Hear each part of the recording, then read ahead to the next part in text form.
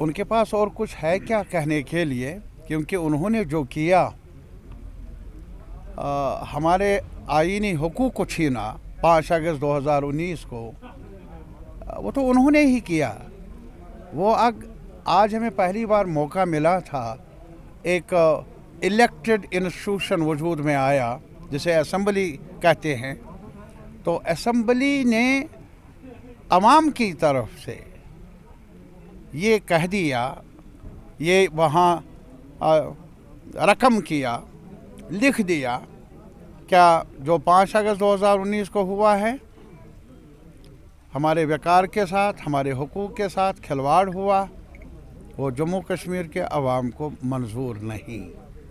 कहे वो जो भी कहना होगा, उनकी अपनी अदा है, लंतरानी है, एजेंडा है, लेकिन हमने भी ये कहा है कि आज है, कल क्या होने वाला है वक्त बताएगा, लेकिन जो कल हुआ, जो गुज़र गया 5 अगस्त को 2019 को, वो जम्मू कश्मीर के अवाम को तब भी मंजूर नहीं था, अब भी नहीं, आने वाले वक्त में भी वो मंजूर नहीं होगा। सीपीएम की अगर बात करें, सीपीएम हमेशा किसान तहरीक की बात करती है। कर्मचारियों का ताल्लुक है या मुलाजमों के कैजुअल लेबर्स का, डेली वेजर्स का, स्कीमों में काम करने वाले आंगनवाड़ी वर्कर्स, आशा वर्कर्स, यार उनके इतने बड़े मसले हैं। और आजकल के महंगाई के वक्त में जो कलील रकम मिलती है उनको वेजेस की सूरत में, वो गुजारा कैसे कर लें?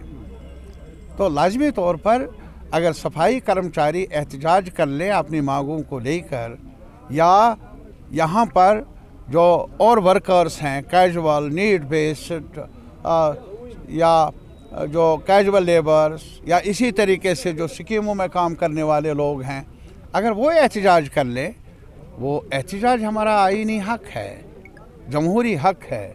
और जहाँ तक सीपीएम का ताल्लुक है, हम हिमायत का ऐलान करेंगे और उनके साथ शाना बशाना उनकी आवाज़ में शामिल होंगे। उनके मसाइल को हल करने के लिए सरकार की तवज्जो मबजूल कराने में हर समय कोशा रहेंगे, ये हमारा वादा रहा है। इंतज़ार कर लीजिए, 1-2 दिन में सब राज खुल जाएगा और आपको भी पता चलेगा। और हम कभी एग्जिट पोल